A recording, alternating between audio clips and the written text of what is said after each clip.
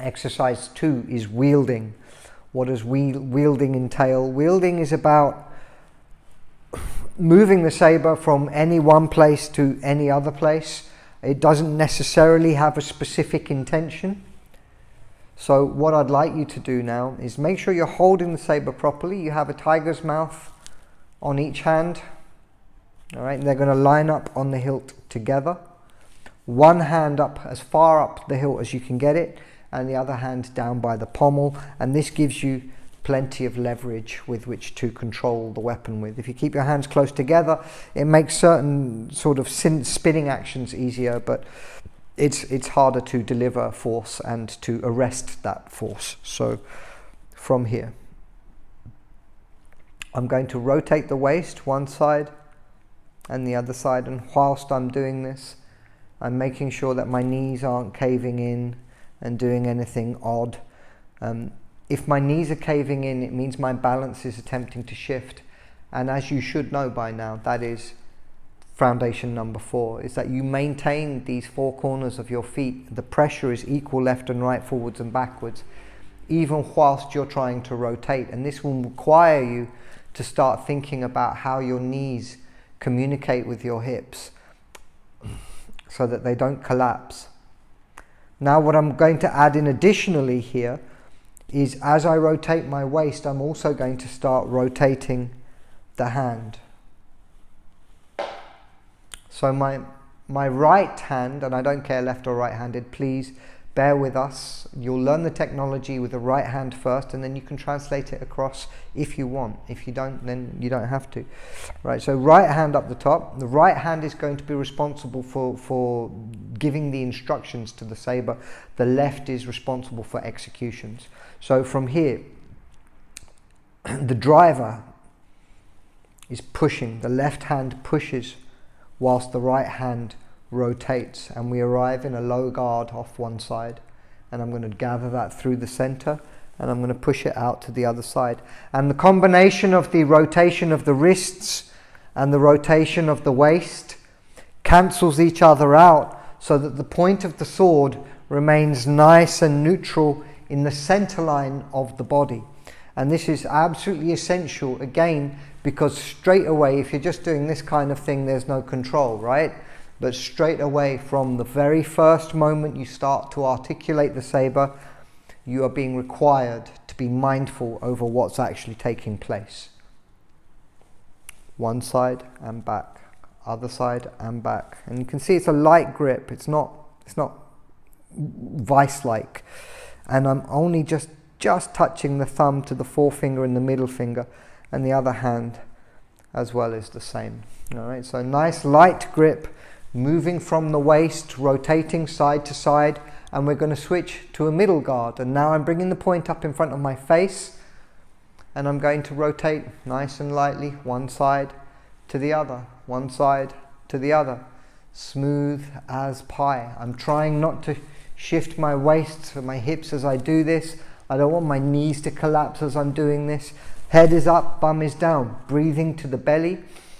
Keep the weight equal in the feet as I shift the saber from one side to the other. And this is the definition of wielding. I'm simply moving from one place to the other with nothing particular in mind. I'm now going to move to the high guard. And it's exactly the same.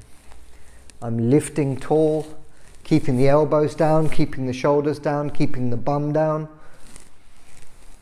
Breathing to the belly, lifting the head, maintaining that equal balance in the feet so that I don't drift.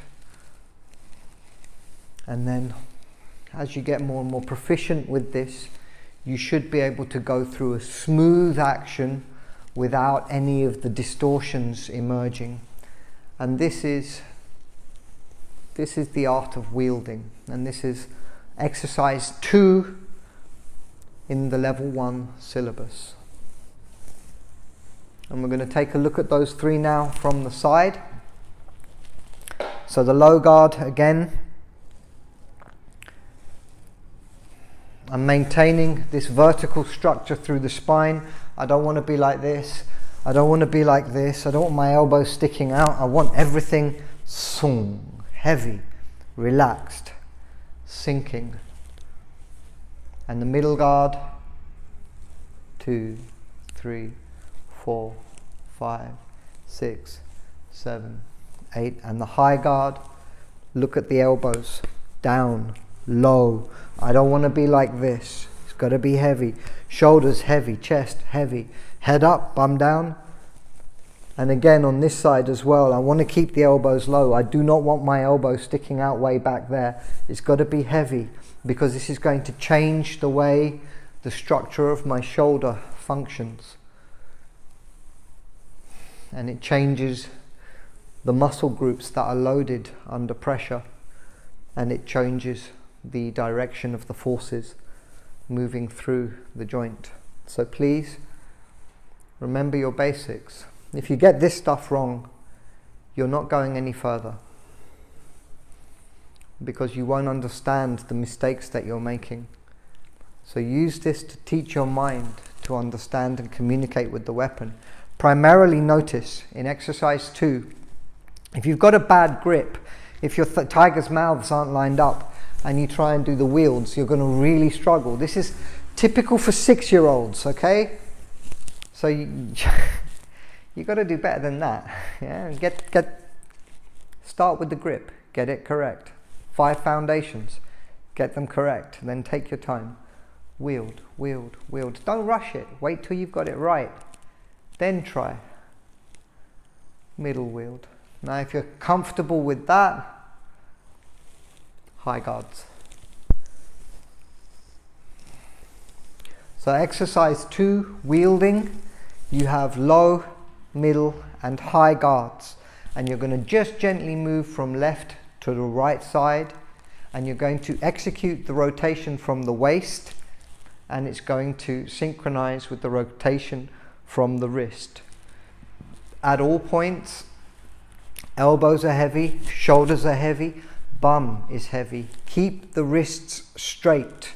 If I hold the weapon like this is a disaster. And it's the same on this side here.